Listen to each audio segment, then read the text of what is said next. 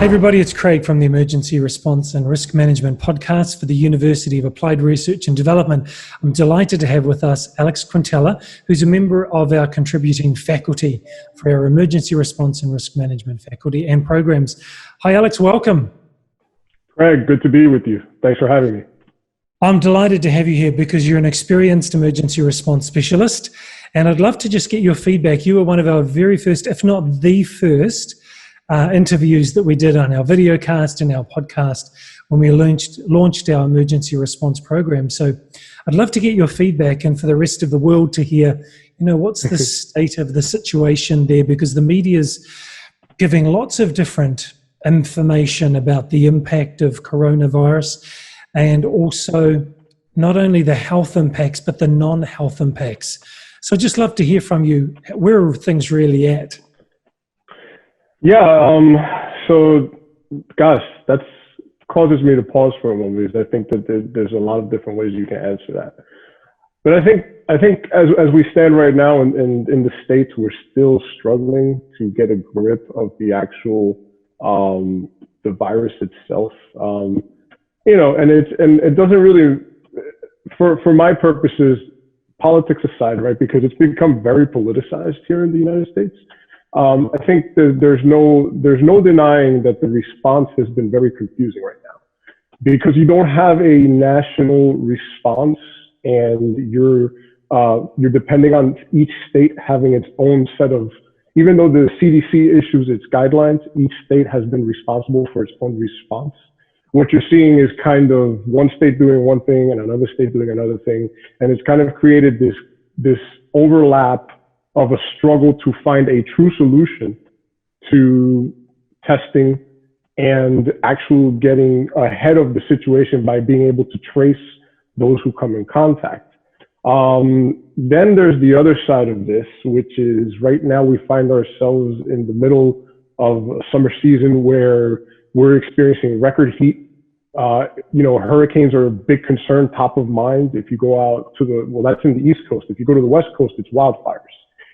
Sandwiched all that in between are folks who already are traditionally, disproportionately impacted, right? So folks of color, Black, Latino, and these folks are currently experiencing higher mortality rates.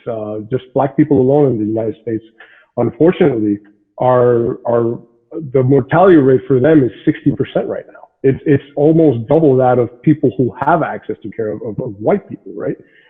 So I think for me, when I look at those things, I quickly say there's people who already struggle on a day-to-day basis to obtain these things that they need.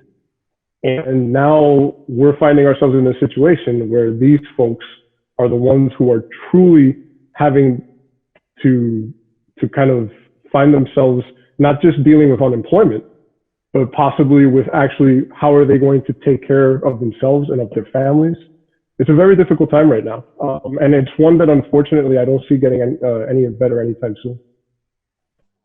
Alex, I wanted to ask you just said that mortality rate for African Americans is 60%, which is double, I think you said earlier, double the rate for anybody else.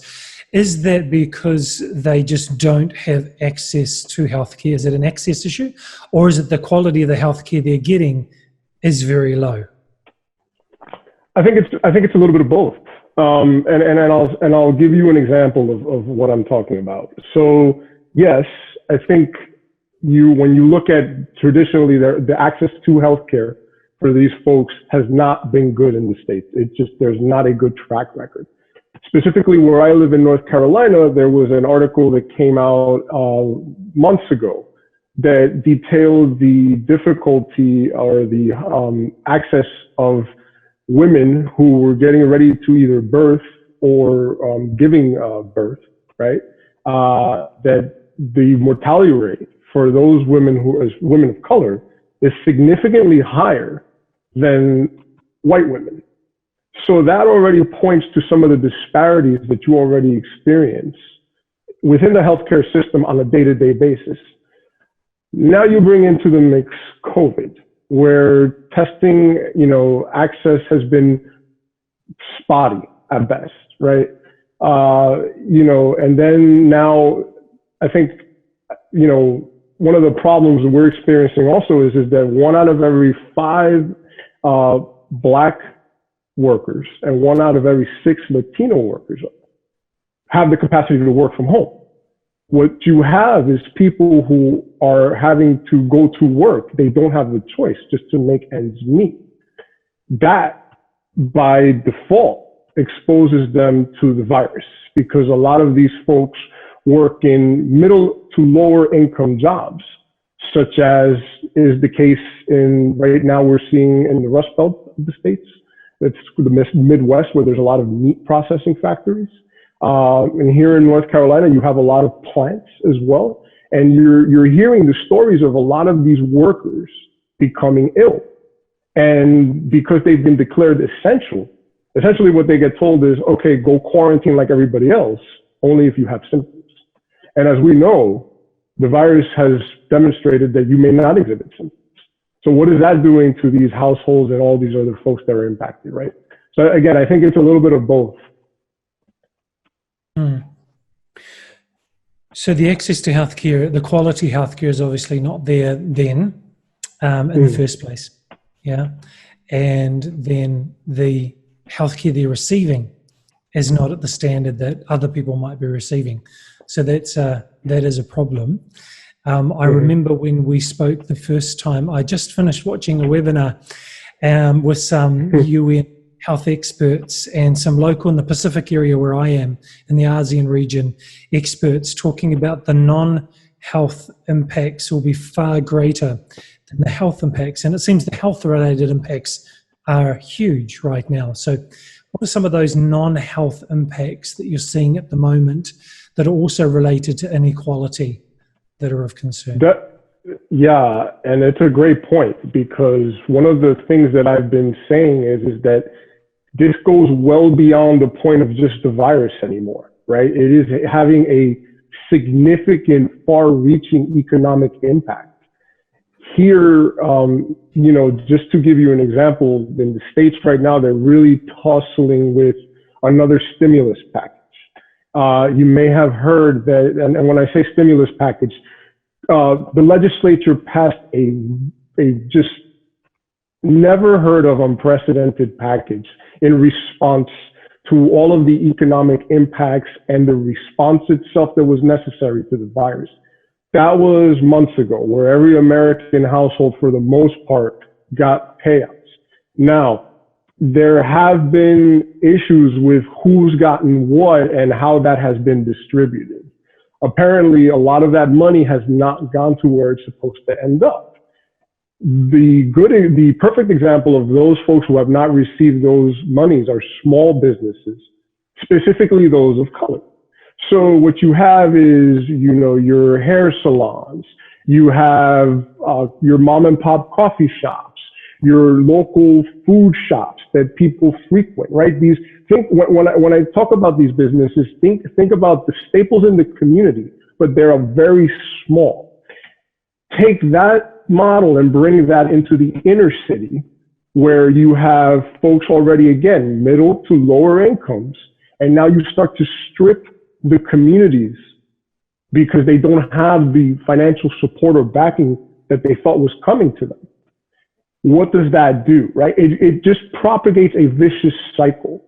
And again, these are communities that have already been traditionally underserved by a system that unfortunately has fostered a certain kind of injustice. And that in and of itself is another conversation. We could be here far longer talking about those things. But it just is becoming cyclical in nature. And what you're finding now is that it's not just COVID, it's unemployment. It's, these folks' abilities to get access to healthcare. It's going to become the bills. It's going to become, how do they pay rent? Evictions are on the rise for folks of color. As a matter of fact, most places that passed some sort of protection for evictions, those protections are now expiring. And so the rush is now happening to try to pass those other protections again, because while you can protect folks from not being evicted, you cannot stop the legal process. And you're hearing of stories, unfortunately, of property managers and landlords who are basically in the process in the back end of filing for these evictions.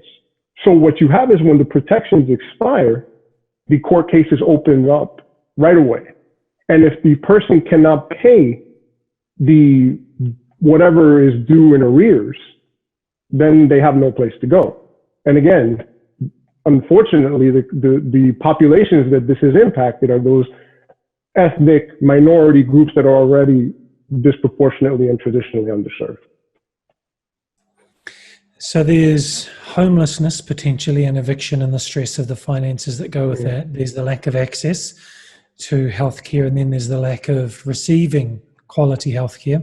And then there is the unemployment, the inability for large portions of certain communities to be able to do the work they would normally do from home. So as an educator, I can work from home. A gardener or someone working in a meat processing factory can't work from home. It's not a job that translates to work from home.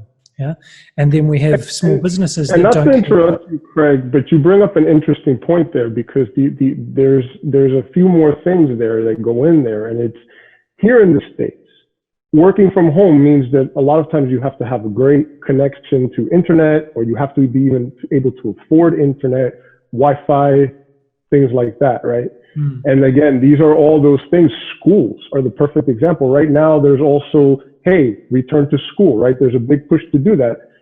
Schools are being cautious, and they're saying, hey, I don't know about that. We don't want to put the kids into the classroom with concerns about social distancing, the virus spreading, and whatnot. But the problem that you have there, again, is in these communities that are traditionally underserved, well, how are they going to introduce remote learning into households that cannot have the capacity to do remote learning, either because they don't have access to the tools or the internet? Didn't mean to cut you off, but I just wanted to point that out because that's a great point that you bring that up. Yeah, and that's a community-based problem that some communities would have and others don't. There is that inequality or inequitable access to those things that they need. And then the small businesses, like you said, who maybe can't access or receive or haven't received the support that maybe larger businesses or businesses in other communities might have got. Right. And then you have the seasonal nature of coming into hurricane season as well.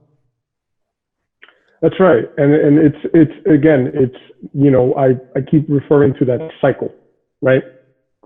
Think about this. Folks in communities are now forced to evacuate. Social distancing is already a concern. How do you shelter mass amounts of people during a pandemic is a concern as well. How do you care for those folks, right? Because are you going to test them when they arrive at your shelter? Probably not. That's just the reality. I think well-intentioned emergency responders and emergency managers will try to do their best to do that. But I think that what we're going to find is that inevitably, because of the situation and the circumstances, there are going to be people who slip through the cracks. And what is that going to do to folks that are sheltering? Are they going to get sick now? Is that going to become what you hear a super spreader incident, where one small cluster now infects a bigger cluster and then it continues to spread throughout?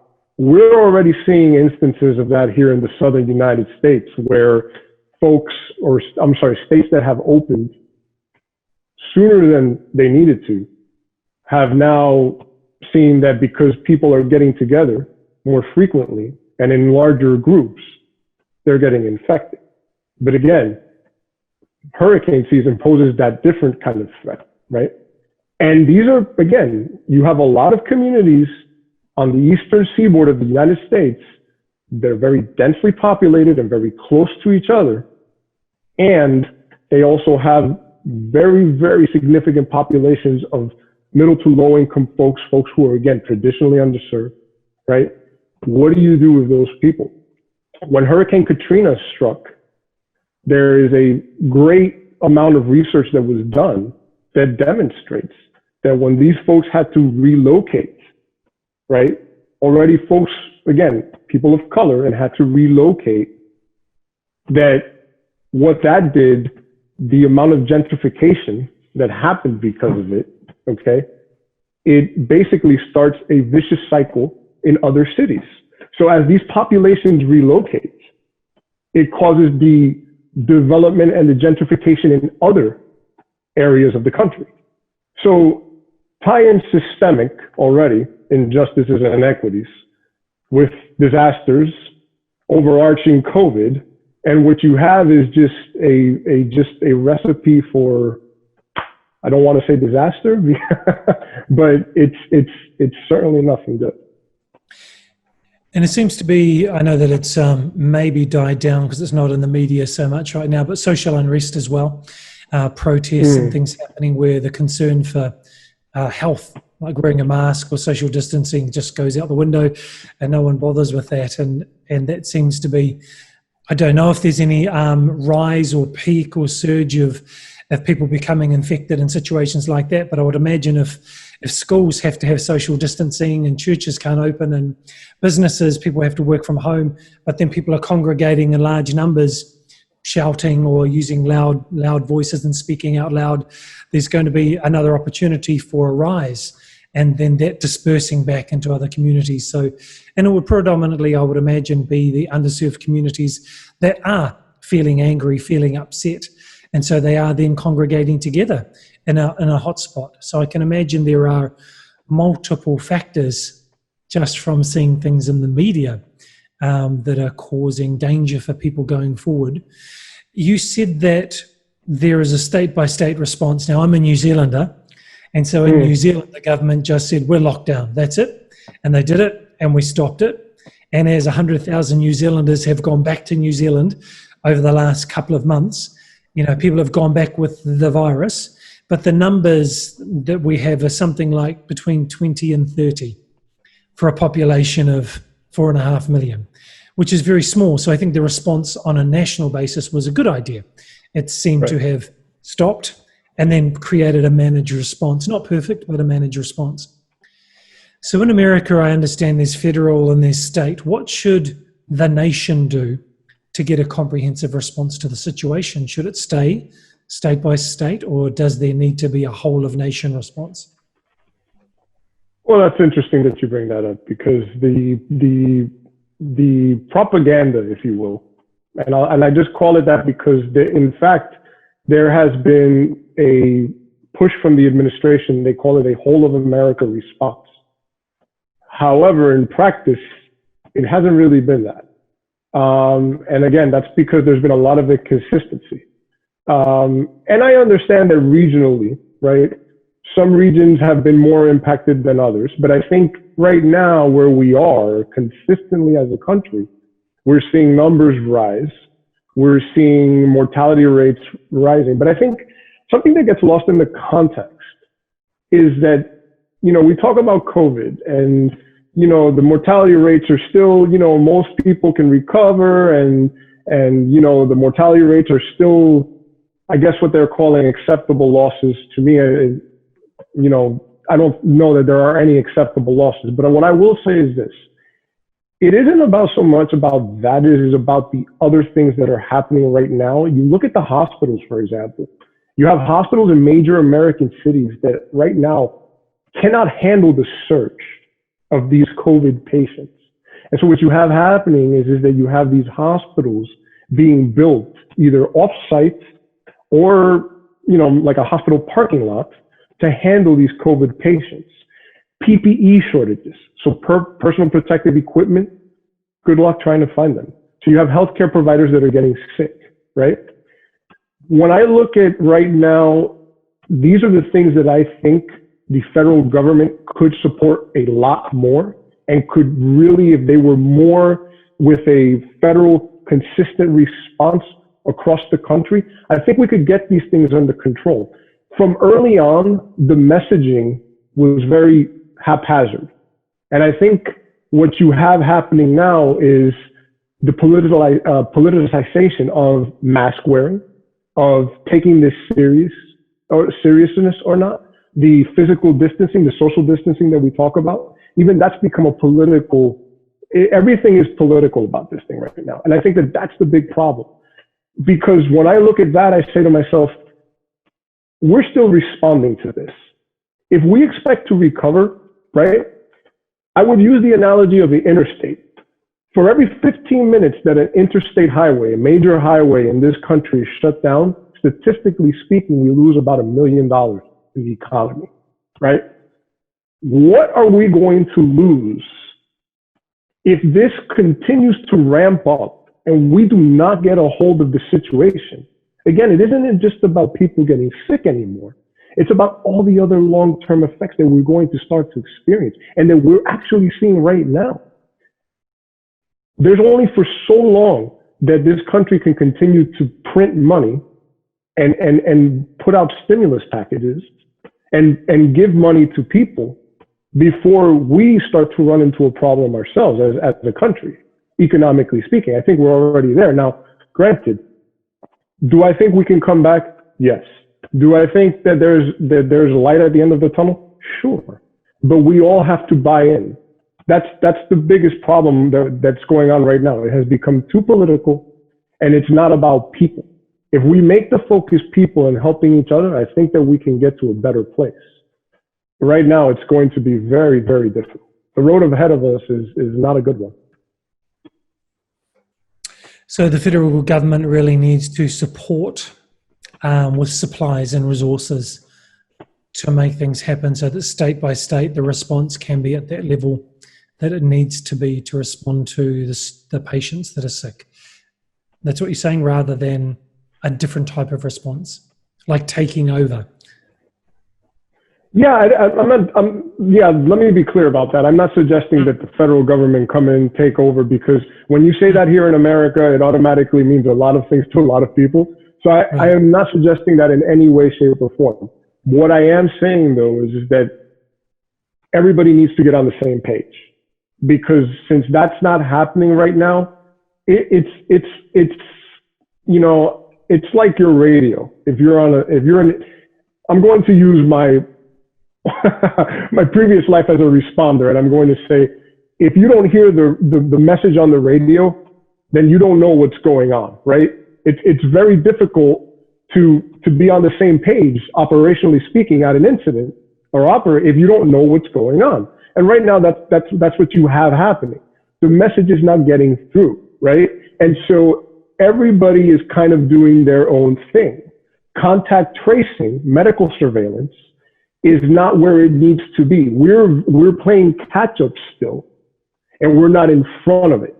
Where I think we should be is we should have already built up the capacity to test people. Whether they have it or not is irrelevant. You want to be able to identify who has it so that you can say, okay, now I know who has it. Let's go ahead and contain these people. Let's isolate these people. Who doesn't have it? You're good. You're okay. Okay, we know that you're okay. We know that you're healthy. Let's try to keep you that way. That should be the goal to work towards. That this way we can start to reopen smartly and safely, not just open everything up so that we have to think about closing back down, as you're starting to see in certain states. Texas is a perfect example. Texas, the bars opened pretty fast, and now they're shutting everything back down. They're working, and you know, and that's really hard to do. When you tell people we're open, and now you give them their sense of normalcy, even if it's a little bit, and you give it back to them, but then you take it away again, you know, it falls on mute ears after a while. So again, it's really about striving towards those things, not saying, hey, we're going to come in and we're going to control the response and, you know, we're stopping everything, everybody's shutting it down. No, it's just about being consistent. So Alex, just before we wrap up, because I think you've highlighted a number of things which are unequal in terms of people's lives, just in everyday life. And so this coronavirus COVID-19 has exacerbated and highlighted a number of inequalities, and it's really impacting some communities far worse than other communities for a number of systemic and community-based, reasons. What's one thing that you think any person can do in any community to try to do their part to help provide a response? Wear a mask, right? I think that is something that, again, it has become politicized when it shouldn't be.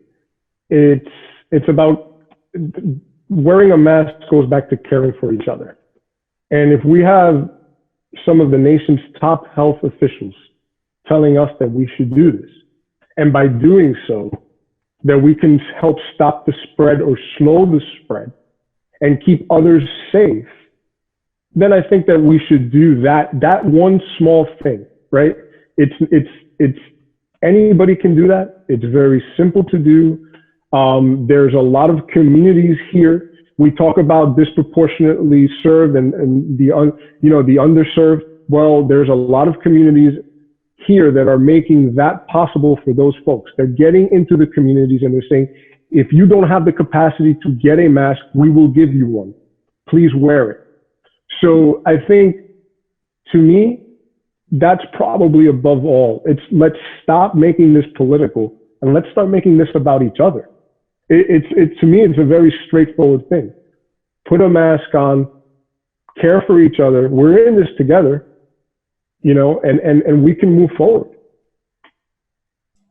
Yeah, look, I think that's really doable, isn't it, for anybody? I think so. Themselves and care for others. Alex, I really want to thank you for your time. I know it's late there, and you bring a unique perspective because you're in the middle of it, and working for large corporations, and your background right at the cold face of emergency response. So thank you very much for sharing your perspective and highlighting some of the issues that are going on right now. My pleasure, Craig. Thanks for having me.